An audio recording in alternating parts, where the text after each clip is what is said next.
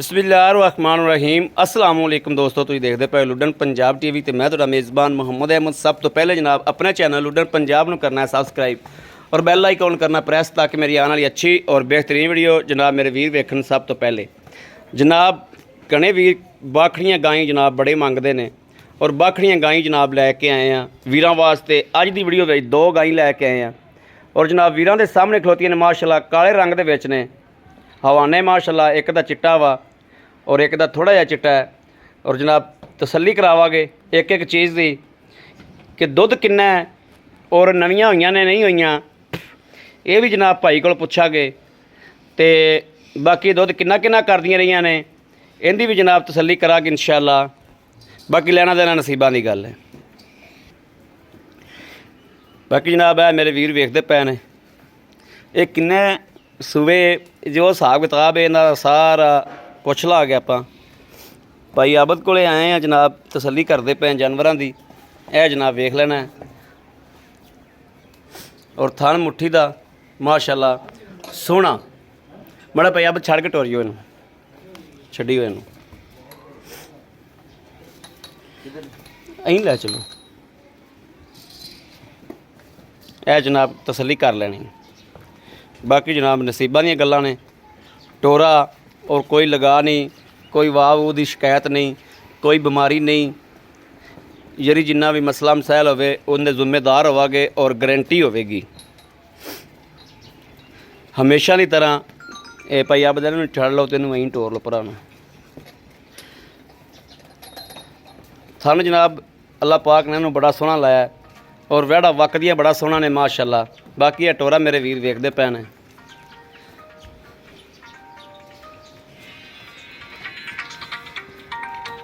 मोनिया रंगियां जनाब है ने भी यह जनाब मीनी सिंह थल्ले नूं है उनके है ही कोनी दे निक्के छोटे छोटे ने।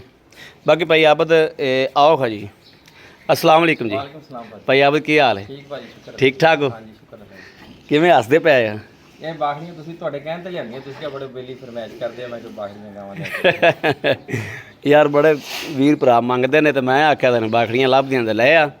अच्छा तू ये गल दस हुण सानू भाई आबद ये ਜਿਹੜੀਆਂ दोवें गावां ने ਜਿਹੜੀ ਆਪਾਂ ਪਹਿਲੇ ਵਿਖਾਈਏ ਅਮੀਣੀ ਜਰਸੀ ਕਰਾਸ।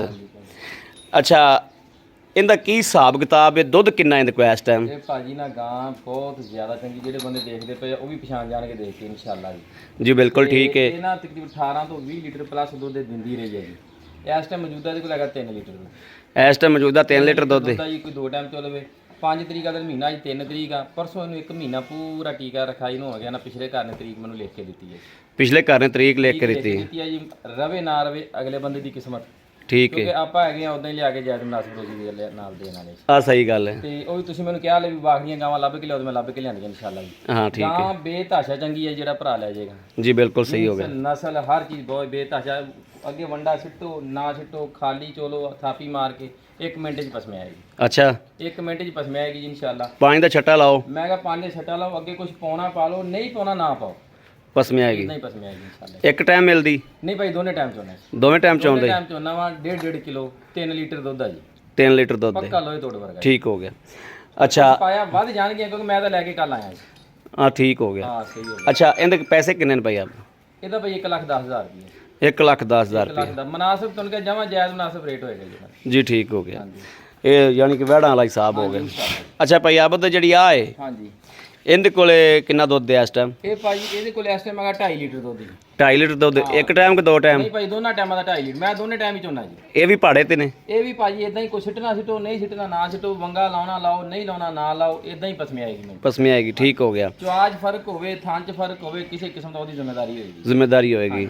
ਇਹਨੂੰ ਤਾਂ ਟੀਕਾ ਹੀ ਹੋਣ ਰਖਾਇਆ ਹੈ। ਹਾਂ ਇਹਦਾ ਤਾਂ ਟੀਕਾ ਤੁਹਾਡੇ ਆਏ ਤੋਂ ਰਖਾਇਆ ਜੀ ਬਿਲਕੁਲ ਜੀ ਤੁਸੀਂ ਆਏ ਆ ਉਦੋਂ ਟੀਕਾ ਤੇ ਰੱਖੇ ਜਾ ਰਹੇ ਹਾਂ ਡਾਕਟਰ ਆਇਆ ਸੀ। ਹਾਂ ਜੀ ਬਿਲकुल ਹਾਂ ਡਾਕਟਰ ਆਇਆ ਸੀ ਠੀਕ ਹੋ ਟੀਕਾ ਰਖਾਤਾ ਜੀ 3000 ਰੁਪਏ ਵਾਲਾ ਟੀਕਾ ਰਖਾਇਆ ਜੀ ਠੀਕ ਹੋ ਗਿਆ। 3000 ਵਾਲਾ ਟੀਕਾ ਤੇ ਰਖਾਇਆ ਤੇ ਭਾਈ ਆਬਦ ਇਹ ਰੱਬੋ ਬੋਲੀ ਖੜੀ ਸੀ ਤੇ ਮੈਂ ਵੀ ਇਹਨੂੰ ਫੋਨ ਇਹਨੇ ਮੈਨੂੰ ਕੀਤਾ ਵੀ ਗਾਂ ਬੋਲੀ ਖੜੀ ਤੇ ਮੈਂ ਆਖਿਆ ਤੂੰ ਟੀਕਾ ਰਖਾ ਦੇ। ਹਾਂਜੀ ਅੱਛਾ ਭਾਈ ਆਬਦ ਇਹਨਾਂ ਦੇ ਹੁਣ ਇਹਦੇ ਕਿੰਨੇ ਪੈਸੇ ਨੇ? ਅੱਛਾ ਇਹਦਾ ਦੁੱਧ ਕਿੰਨਾ ਕਰਦੀ ਰਹੀ ਜਿਹੜੀ ਇਹ ਕਿੰਨਾ ਕਰਦੀ ਰਹੀ? ਭਾਜੀ ਗਾਂ ਬਹੁਤ ਜ਼ਿਆਦਾ ਦੁੱਧ ਕਰਦੀ ਰਹੀ 22-23 ਲੀਟਰ ਮਾਸ਼ਾਅੱਲਾ ਦੁੱਧ ਕਰਦੀ। ਮਾਲਕਾਂ ਨੇ ਦੁੱਧਾਂ ਦਾ ਰਿਕਾਰਡ ਤਾਂ ਦਿੱਤਾ ਹੀ ਹੋਵੇਗਾ। ਹਾਂਜੀ ਨਹੀਂ ਇਹਦੇ 22-23 ਲੀਟਰ ਬਹੁਤ ਜ਼ਿਆਦਾ ਚੰਗੀ ਗਾਂ ਜੀ ਇਹ ਤੇ ਬਾਬਾ ਬਾਗੀਆਂ ਕਰਕੇ ਲੋਕ ਵੇਚੀ ਜਾਂਦੇ ਆ ਦੁੱਧ ਦਾ ਹੁਣ ਰੇਟ ਰੂਟ ਵਧਿਆ ਹੈਗਾ ਜੀ। ਇਹਦੇ ਕਿੰਨੇ ਨੇ? ਇਹਦਾ 1,15,000 ਰੁਪਏ 1,15,000 ਰੁਪਏ। ਤੇ ਇਹਨਾਂ ਨੂੰ ਕੋਈ ਬਿਮਾਰੀ ਜਾਂ ਪਿੱਛਾ ਪੁੱਛਾ ਜਾਂ ਕੋਈ ਰੋਲਾ? ਕਿਸੇ ਕਿਸਮ ਦੀ ਬਿਮਾਰੀ ਹੋਵੇ ਮੈਂ ਜ਼ਿੰਮੇਵਾਰੀ ਹੋਏਗੀ। ਠੀਕ ਹੋ ਮੁੱਲ ਹੀ ਗਿਆ। ਮੁਨਾਸਬ ਕੀਤੀ ਹੈ। ਕਿਸੇ ਕਿਸਮ ਦੀ ਬਿਮਾਰੀ ਹੋਵੇ, ਪੱਠੇ ਨਾ ਖਾਂਦੀਆਂ ਹੋਣ, ਮੋਕ ਮਾਰਦੀਆਂ ਹੋਣ, ਚੁਆਜ ਫਰਕ ਹੋਵੇ, ਥਣ ਖਰਾਬ ਹੋਵੇ, ਮੇਰੀ ਜ਼ਿੰਮੇਵਾਰੀ ਹੋਏਗੀ।